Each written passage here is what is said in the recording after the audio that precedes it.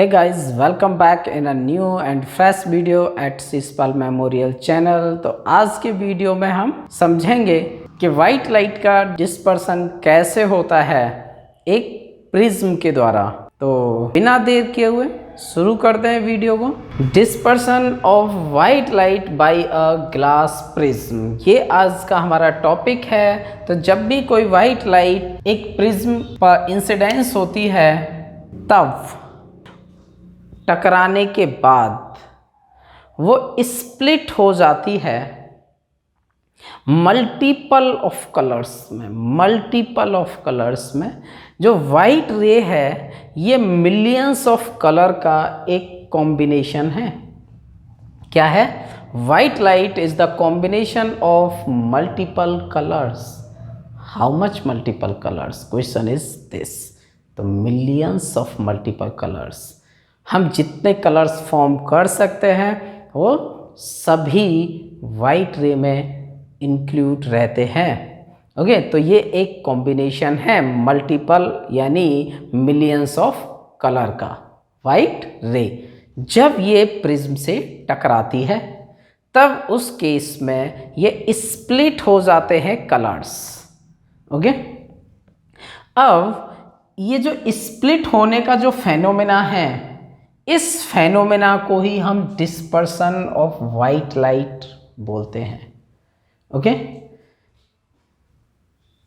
When white light incident at prism and splits into a 7 constant colours, this phenomena is known as dispersion. Okay, तो एक तो हुई ये बात। दूसरी बात, अब क्योंकि जो रे है वो मूव कर रही है यानी एक वेलोसिटी से जब वो चल रहा है, तो ये जो वेलोसिटी है ये किसके इक्वल होता है? सेकंड बात है ये हमारी कि जो वेलोसिटी है वो किसके इक्वल होता है? तो वेलोसिटी न्यू लैम्डा। और ये तो हो गया आपका वेलोसिटी। न्यू क्या हो गया? Frequency. What? Frequency. And lambda is wavelength. अब वेवलेंथ क्या होता है? क्लास 9th के साउंड के चैप्टर में आपने पढ़ा है, लेकिन फिर भी यहाँ एक ओवरव्यू ले लेते हैं कि यदि कोई भी मोशन एक अल्टरनेटिव फॉर्म में हो रहा है तो उसके एक साइकिल को कंप्लीट करने में जितनी लेंथ कवर होती है, this is lambda, wavelength. Okay, तो ये आपका वेव फॉर्म है और उसका जो है एक साइकिल का जो पूरा लेंथ है प्रिंसिपल एक्स पर, दिस इज वेवलेंथ। ओके, तो ये इस फॉर्म में चलता है। दूसरी बात, जब एयर या वैक्यूम में लाइट ट्रेवल कर रही होती है तो सारे कलर्स की स्पीड कैसी होती है? इक्वल होती है। अब यदि हम देखें यहाँ पर जो न्यू की वैल्यू है, फ्रीक्वेंसी की वैल्यू है, ये सोर्स पर डिपेंड करता है। तो हमारा लाइट का सोर्स क्या है? वो सन है। जब सन से एक बार लाइट निकली तो वो जिस फ्रीक्वेंसी के साथ निकली है सारे कलर्स उसी फ्रीक्वेंसी पर मूव करेंगे। ओके, वॉयलेट कलर की जो वेवलेंथ होती है वो क्या होती है? वॉयलेट कलर की वेवलेंथ स्प्लिट होने के बाद ये जो वेवलेंथ है ये यहाँ पर आपकी 400 नैनोमीटर के अराउंड होती है, जबकि रेड की 750 नैनोमीटर के अराउंड होती है। ओके, तो जो वेवलेंथ है हम ले लेते हैं वॉयलेट के लिए। ओके, दूसरा हम रेड कलर के लिए ले लेते हैं कुछ इस तरीके से। ओके, तो उसका क्या है? वेवलेंथ ज़्यादा है ये।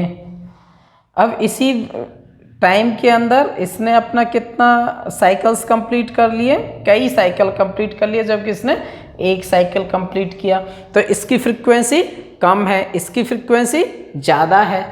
कब? स्प्लिट होने के बाद। लेकिन टकराने से पहले सभी की स्पीड कलर्स की कैसी होती है? इक्वल होती है। ओके, अब हमारा नेक्स्ट क्या है? जब वो स्प्लिट हो जाती है तो स्प्लिट होने के बाद मल्टीपल ऑफ कलर्स वहाँ से स्प्लिट होते हैं, लेकिन हमें केवल 7 कलर्स ही हैं जो कि विजिबल होते हैं, जो कि red, orange, yellow, green, blue, indigo and violet colour. तो यदि हम इसके पैटर्न को नीचे से अप की तरफ देखें तो VIBGYOR, तो विबग्योर एक टर्म बन जाता है जिसके थ्रू हम इसे लर्न करके रख सकते हैं। अब हम यहाँ पर देखेंगे कि स्प्लिट होने के बाद हर कलर बेंड हुआ है टुवर्ड्स टू नॉर्मल की तरफ। तो हम एक नॉर्मल भी प्रोड्यूस कर देते हैं, तो वो नॉर्मल की तरफ बेंड हुआ है।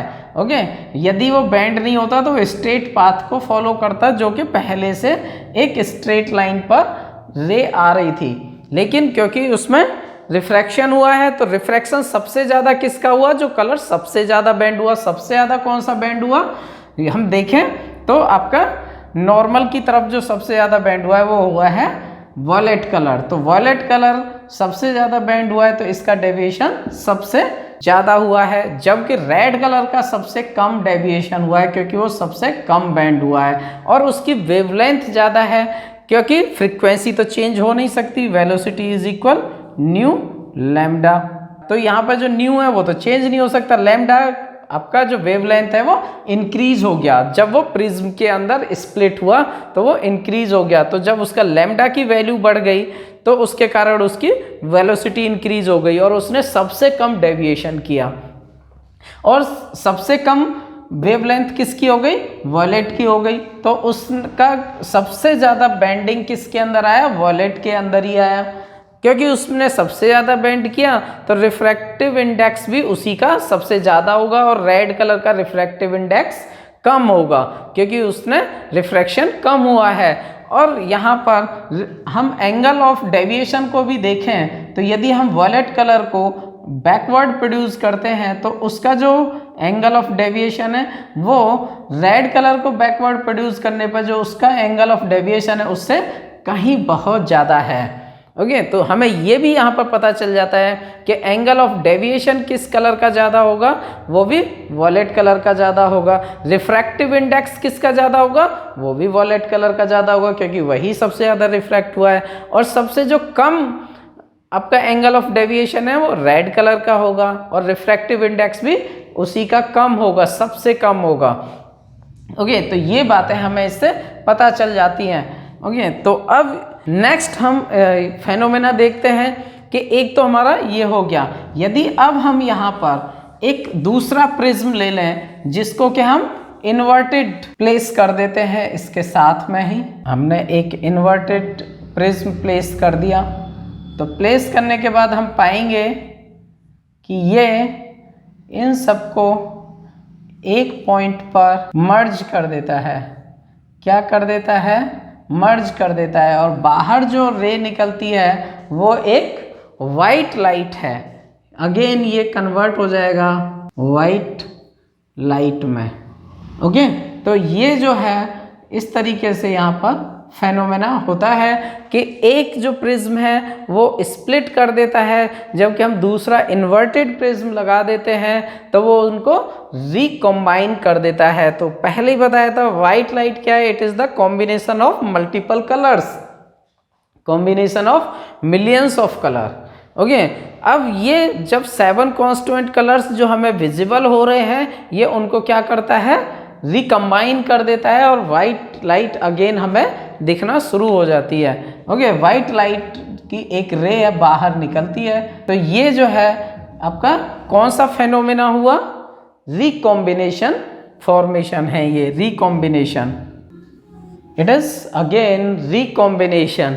तो इस तरीके से डिस्पर्सन प्रोसेस पूरा होता है ग्लास प्रिज्म में। तो यदि आपको कंटेंट अच्छा लग रहा है तो आप वीडियो को लाइक कर दीजिए, शेयर कर दीजिए अपने फ्रेंड्स को, और यदि इसी तरीके के वीडियोस आप देखते रहना चाहते हैं तो आप जल्दी से चैनल को सब्सक्राइब कर लीजिए और साथ ही साथ नोटिफिकेशन बेल को भी दबाना मत भूलिए, ताकि आपको ऐसे ही वीडियोस तुरंत आप जैसे ही अपलोड हो वैसे ही आपके इनबॉक्स में मिल जाएं। थैंक यू सो मच, मिलते हैं नेक्स्ट वीडियो में। Till then bye bye.